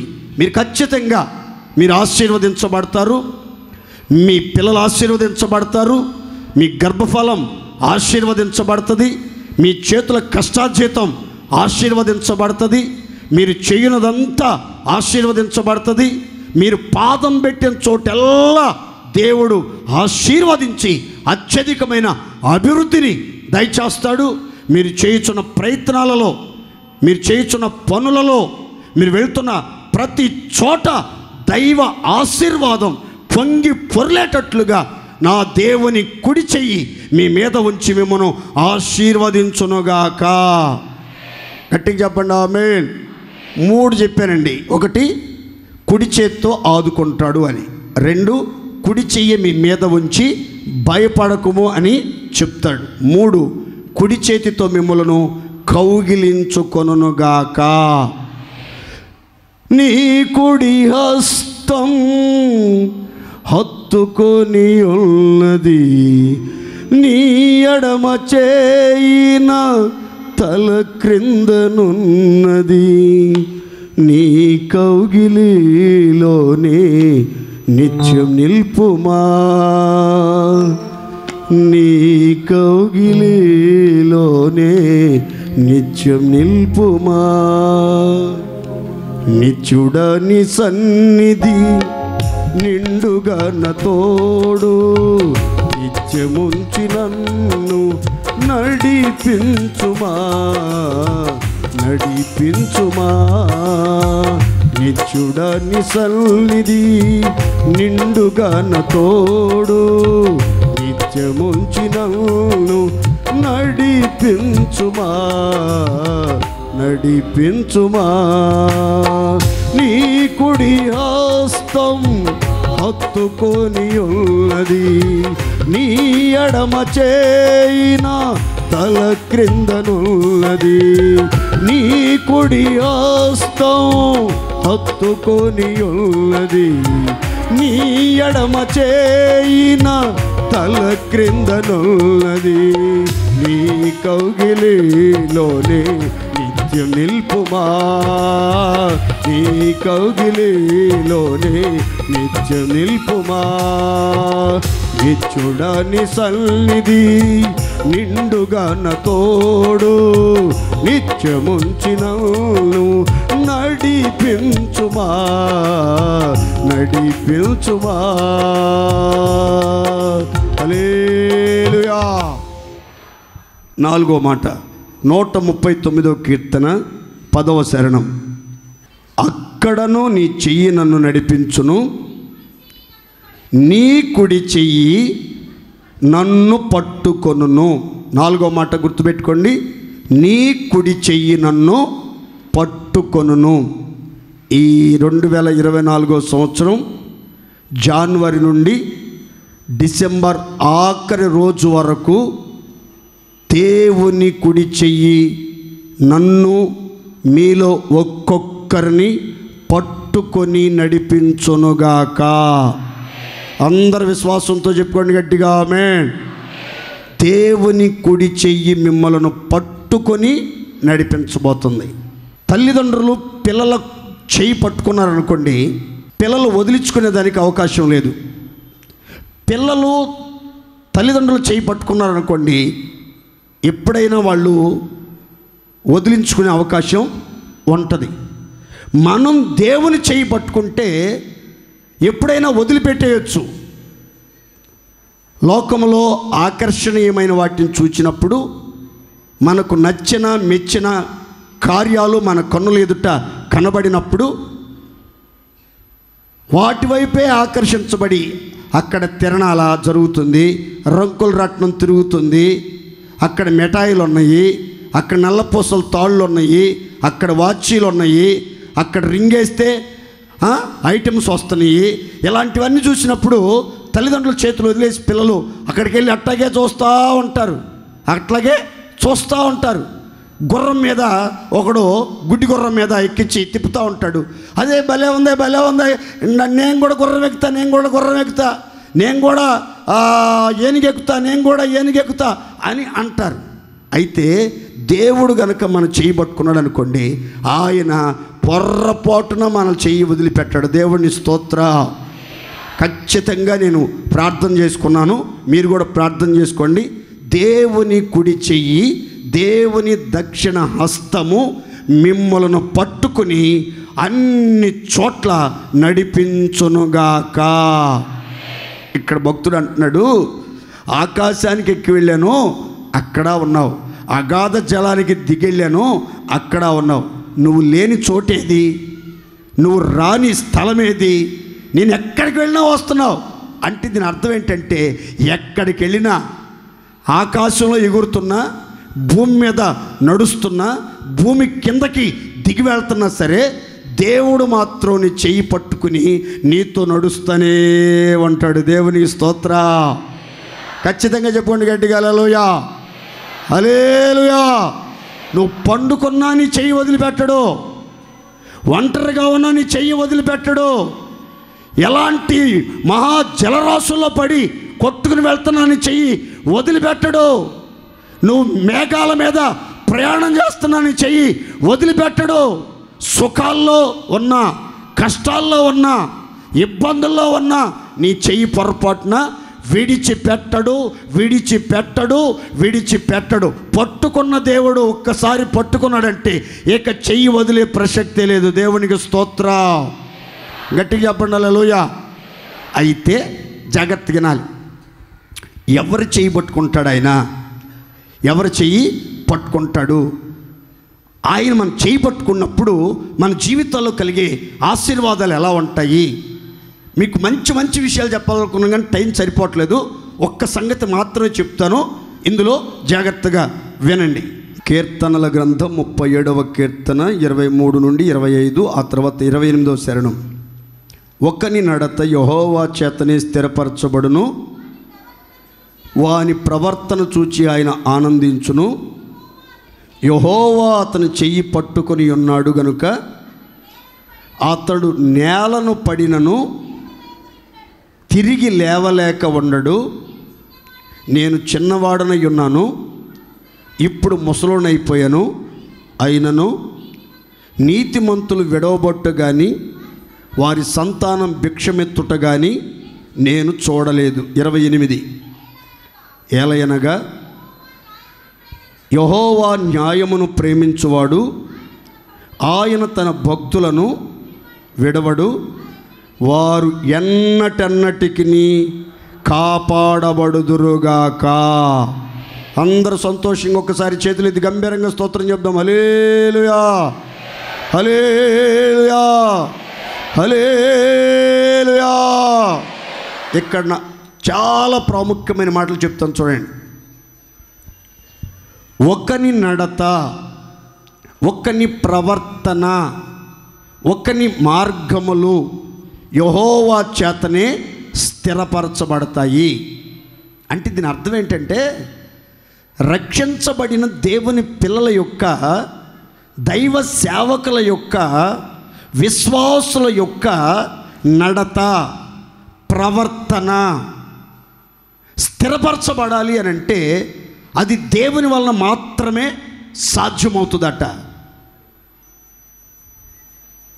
అతని చెయ్యి దేవుడు పట్టుకుంటాడట, అతను చూచి ఆనందిస్తాడట. ఇతని నడత నా వలన స్థిరపరచబడింది. ఇతడు చూడు ఎంత అందంగా నడుస్తున్నాడో, ఎంత చక్కగా ప్రవర్తిస్తున్నాడో, ఎంత చక్కగా నడుచుకుంటున్నాడో, ఎంత చక్కని ఆదర్శవంతమైన జీవితం జీవిస్తున్నాడో, ఎంతమందికి మార్గదర్శిగా మారాడో అని సంబరపడిపోతాడట, ఆనందపడిపోతాడట, సంతోషిస్తాడట దేవుడు. మరో చక్కని మాట, దేవుడే అతను చేయి పట్టుకున్నాడు గనక, దేవుడే ఆమె చేయి పట్టుకున్నాడు గనక వాళ్ళు నేల మీద పడినా సరే పడిపోయి పోన్లే వదిలేద్దాం అని వదిలిపెట్టాడట. ఆయన నీ చెయ్యి ఆయన పట్టుకున్నాడు కనుక ఏం చేస్తాడంటే మరలా లేపుతాడు. నీవు మరల లేచి స్థిరపరచబడి ఆశీర్వాదకరంగా నడిపించబడతావు. దేవునికి స్తోత్ర. గట్టిగా చెప్పండి హల్లెలూయా. బైబిల్ చెప్తుంది, నేను చిన్నవాడనై ఉన్నాను, ఇప్పుడు ముసలోనైపోయాను. నీతిమంతులు ఆయన చేతిలో విడవబడినట్లుగా, నీతిమంతులు ఆయన చెయ్యి విడిచిపెట్టినట్లుగా, ఆయన మరిచిపోయినట్లుగా, ఆ నీతిమంతుల సంతానం భిక్షమెత్తినట్లుగా, చేతులు చాపి అడుక్కుతున్నట్లుగా నేను చూడలేదు. వాళ్ళు దినమంతా దయగలిగి అప్పిస్తారు, వాళ్ళ సంతానం ఆశీర్వదించబడతారు. ఆయన తన భక్తులను, ప్రవర్తన స్థిరపరచబడిన వారిని ఆయన విడవడు. అంత మాత్రం కాదు, వారు ఎన్నటెన్నటికి ఆయన చేత కాపాడబడుదురుగాక.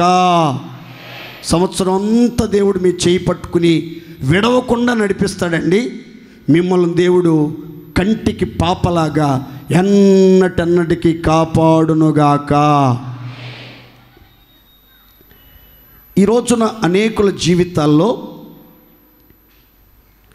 దేవుడు వాళ్ళ చెయ్యి పట్టుకోకపోవటానికి కారణం ఏంటంటే ప్రవర్తన స్థిరపరచబట్ల. దేవుడు ఎందుకు ప్రవర్తన స్థిరపరచట్లేదు? వీళ్ళు ప్రార్థనా పరులే కదా, భక్తి పరులే కదా, నీతిమంతులే కదా, మందిరానికి వస్తున్నారు కదా, ఆరాధన చేస్తున్నారు కదా, దశమభాగాలు కూడా ఇస్తున్నారు కదా, ఎంతో కష్టపడి పరిచర్య కూడా చేస్తున్నారు కదా, ఎందుకు వాళ్ళ ప్రవర్తన స్థిరపరచబట్టలేదు దేవుడు? ఎప్పుడైనా ఆలోచించారా? ఒక్క మాట, దేవుడు నీ ప్రవర్తన స్థిరపరచాలి, నిన్ను చూసి ఆయన సంతోషించాలి, ఆయన నీ చేయి పట్టుకుని నడిపించాలని కోరుకుంటే మీరు చేయాల్సిన ఒక చిన్న చిట్కా, ఒక చిన్న సూత్రం చెప్తాను, ఒక చిన్న మంత్రం చెప్తాను, గుర్తుపెట్టుకోండి. అదేంటంటే, మీ ప్రవర్తన అంతటి యందు ఆయన అధికారానికి మీరు శిరస్సు వంచాలి. దేవుని స్తోత్ర. మీ స్వబుద్ధిని ఆధారం చేసుకుని మీరు ప్రవర్తించకూడదు. మీరు స్వబుద్ధిని ఆధారం చేసుకుని ప్రవర్తించినంత కాలం మీ చేయి పట్టుకోడు ఆయన. మీ ప్రవర్తన స్థిరపరచబడదు. మీ ప్రవర్తన చూసి దేవుడు ఆనందించలేడు. మీ స్వబుద్ధిని ఆధారం చేసుకుని, మీ సొంత ఆలోచన ప్రకారం, మీ సొంత జ్ఞానం ప్రకారం, మీ సొంత నడిపింపు ప్రకారం, మీ ఇష్ట అభిప్రాయాల ప్రకారం మీరు నడిచినంత కాలం, మీ బుర్రని మీరు ప్రయోగించినంత కాలం దేవుడు మీ చెయ్యి పట్టుకోవడానికి దగ్గరికి రాడు. మిమ్మల్ని పట్టుకోలేడు, మిమ్మల్ని చూసి ఆనందించలేడు. ఎప్పుడైతే మీ ప్రవర్తన అంతటి యందు మీ జీవిత కాలం అంతా దేవా నీవు నన్ను ఎలా నడిపించాలనుకుంటున్నావో అలా నడిపించు, నీ అధికారానికి నేను శిరస్సు వంచుతున్నాను, నా చిత్తమంతా పక్కన పెట్టేస్తున్నాను, నీ చిత్తమే సిద్ధించాలి, నా ఇష్టము కాదు, నా చిత్తము కాదు, నా సొంత బుద్ధిని ఆధారం చేసుకుని నడుచుకున్నది చాలిక, ఇక మీదట చచ్చేదాకా నీ ఆలోచన ప్రకారం, నీ యొక్క చిత్త ప్రకారం, నీ ఉద్దేశాల ప్రకారం నేను నడుచుకోవాలని కోరుకున్నానని ఎప్పుడైతే సంపూర్ణంగా సరెండర్ అయిపోతారో, సంపూర్ణంగా దేవునికి అప్పగించుకుంటారో, నేను నిమిత్త మాత్రుని, నేను బలహీనుడను, నేను వట్టివాడను, నీవు నా పట్ల ఉద్దేశించిన ఉన్నతమైన తలంపులు, ఆలోచనలు, ప్రణాళికలు నెరవేర్చబడాలంటే నేను మీ అధికారానికి ఒప్పుకుంటున్నానయ్యా. ఇంతకాలం తెలియక నా స్వబుద్ధిని ఆధారం చేసుకుని నా ఇష్టం వచ్చినట్లుగా నేను ప్రవర్తించాను, నా ఇష్టానుసారంగా నేను జీవించాను, నాకు ఇష్టం వచ్చిన త్రోవలకి నేను తొలగిపోయానయ్యా. ఇక మీదట అలా ప్రవర్తించను, ఈ సంవత్సరం అంతా నీ చిత్తానుసారంగా నడుచుకుంటాను అయ్యా. నువ్వు నా కుడి చేయి పట్టుకు అయ్యా, నా ప్రవర్తన స్థిరపరచయ్యా, నన్ను బట్టి నీకు ఆనందం కలగని స్వామి, నన్ను నేల మీద పడిపోని బాకయ్యా, నన్ను విడిచిపెట్టబాకయ్యా, నన్ను కాపాడయ్యా, నీకు పుణ్యం ఉంటుంది అని ఎవరైతే పూర్తిగా ఆయన అధికారానికి ఒప్పుకుని అప్పగించుకుంటారో ఒక్కొక్కళ్ళ కుడి చేయి పట్టుకున్నాడు దేవుడు. దేవుని స్తోత్ర. యేసు ప్రభు అంతటి వాడే ప్రార్థన చేసుకున్నాడు గెత్సెమనే వనంలో. ఏమనంటే, ఈ గిన్నె నా యొద్ద నుంచి తొలగించు, నా ఇష్టము కాదు నీ చిత్తమే సిద్ధించునుగాక అన్నాడు.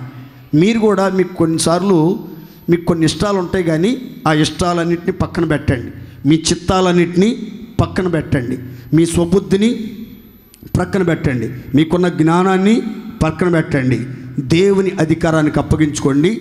దేవుడు మీ చేయి పట్టుకుని చక్కని మార్గాలలో, సరళమైన త్రోవలలో, తొట్టిల్లని మార్గాలలో కడవరకు మిమ్మలను నడిపించి వర్ధిల్ల చెయ్యునుగాక.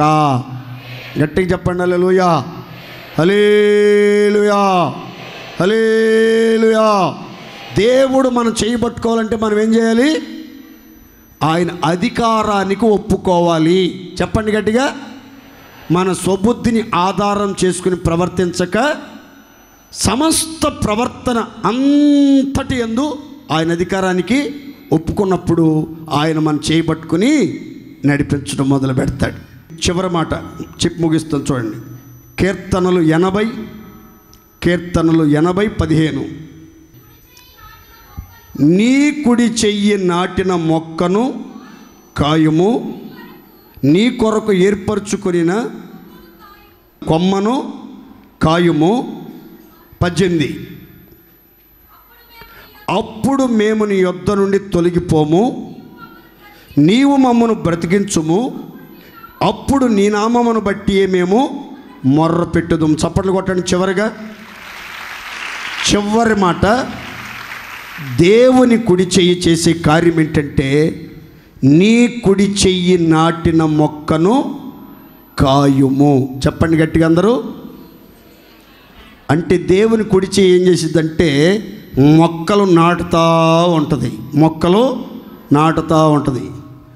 అందుకని యేసుక్రీస్తు అంటారు, నా తండ్రి నాటని ప్రతి మొక్క పెళ్ళగించబడుతుంది. అయితే ఈ సంవత్సరంలో దేవుడు తన కుడి చేతితో మీలో ఒక్కొక్కరిని ఓసన్న సహవాసములో, సొత్తువగల సంఘములో, కంచెగల తోటలో మిమ్మలను నాటి స్థిరపరిచి అన్ని విషయాల్లో కాపాడి వర్ధిల్ల చెయ్యునుగాక. మీరు దేవుని చేత నాటబడ్డారనుకోండి, ఎవరు పెళ్ళగించాలనుకున్నా, ఎవరు పెరికివేయాలనుకున్నా, ఎవరు మిమ్మల్ని తొలగించాలనుకున్నా, ఎవరు మిమ్మల్ని అడ్డగించాలనుకున్నా, ఎవరు మందిరానికి రాకుండా అభ్యంతర కారణంగా ఉంటున్నా వాళ్ళ వల్ల కానే కాకుండా దేవుడు మిమ్మల్ని స్థిరపరుస్తాడు. దేవుని స్తోత్రం చెప్పండి గట్టిగా. మీరు దేవుని చేత నాటబడలేదనుకోండి, దేవుని చేత నాటబడలేదనుకోండి, పదవులను చూసి, అధికారాన్ని చూసి, ఇక్కడికి వెళ్తే మనకు ఒక గుర్తింపు వస్తుంది అనుకుని వచ్చారనుకోండి, మీరు తొలగిపోయే ప్రమాదం ఉంటుంది. కానీ దేవుని చేత మీరు నాటబడితే, దేవుని కుడి చెయ్యి ఒక్కసారి మిమ్మల్ని కనుక నాటితే కనుక గుర్తుపెట్టుకోండి, ఎవ్వరు ఎప్పుడు ఎలాంటి పరిస్థితుల్లో కూడా మిమ్మల్ని పెళ్ళగించడం ఎవడి తరమో కాదండి. దేవుని స్తోత్ర. నేనైనా మరి ఎవరైనా మీ మీద బాధతో, మీ ప్రవర్తన మీద బాధతో మిమ్మల్ని పెరకాలి, ఈ సంఘానికి రాకుండా చేయాలి, దుర్మార్గుడిని, ఈడున్నంతకాలం ఈ సంఘానికి బట్టిన చేడబాదు అనుకుని ఎంత ప్రయత్నం చేసినా మీరు దేవుని చేత నాటబడిన వాళ్ళైతే మిమ్మల్ని పెరగటం ఎవడి వల్ల కాదు. మీరు స్వప్రయోజనం కోసం వచ్చిన వాళ్ళైతే ఖచ్చితంగా శోధన కాలంలో తొలగిపోయే ప్రమాదం ఉంది. కనుక దేవుని చేత కుడి చేయి మిమ్మల్ని నాటబోతుంది. ఉన్నత ఉద్యోగాల్లో మిమ్మల్ని నాటబోతుంది. ఉన్నతమైన జయములతో మిమ్మల్ని నాటబోతుంది. మీరు పూనుకున్న కార్యాలన్నీ సఫలమయ్యేటట్లుగా దేవుడు మిమ్మల్ని నాటి బలపరిచి కనుపాపవలే కాపాడునుగాక. అందరూ చెప్పండి గట్టిగా హల్లెలూయా. దేవుడు ఒక్క వ్యక్తిని నాటితే ఆ వ్యక్తి అటండి దేవుని యొద్ద నుంచి పొరపాటున తొలగిపోడు. చెప్పండి ఆ ఒక్క మాట. దేవుని యొద్ద నుంచి తొలగిపోడు, సహవాసంలో నుంచి తొలగిపోరు, కృపలో నుంచి తొలగిపోరు, సత్య మార్గములో నుంచి తొలగిపోరు, పరిశుద్ధమైన ఆజ్ఞల నుండి తొలగిపోరు. ఈరోజు అనేక మంది కృపలోంచి తొలగిపోతున్నారు, పరిశుద్ధమైన ఆజ్ఞల నుండి తొలగిపోతున్నారు, సత్యము నుంచి తొలగిపోతున్నారు, విశ్వాసం నుంచి తొలగిపోయి నానా విధములైన బాధలతో తమను తాము పొడుచుకుని చచ్చిపోతున్నారంటే కారణం ఏంటంటే దేవుని చేత వాళ్ళు నాటబడలేదు. దేవుని చేత వాళ్ళు దేవుని కుడి చెయ్యి గనక నాటితే ఆయన కాపాడుతాడు. మీరు ఎలాంటి శోధన కాలంలో కూడా తొలగిపోకుండా దేవుని చేత కాపాడబడుదురుగాక.